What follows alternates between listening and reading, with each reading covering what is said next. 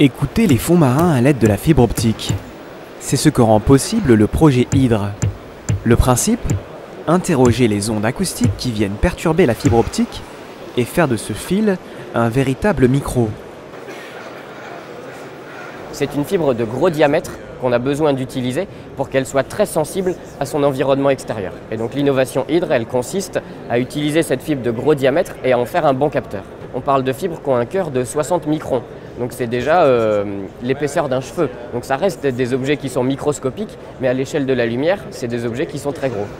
Un dispositif au coût modéré, grâce auquel il devient possible d'écouter et de déterminer les différents sons émis sous la mer. L'intérêt de ce capteur, c'est qu'on peut surveiller des très grandes zones.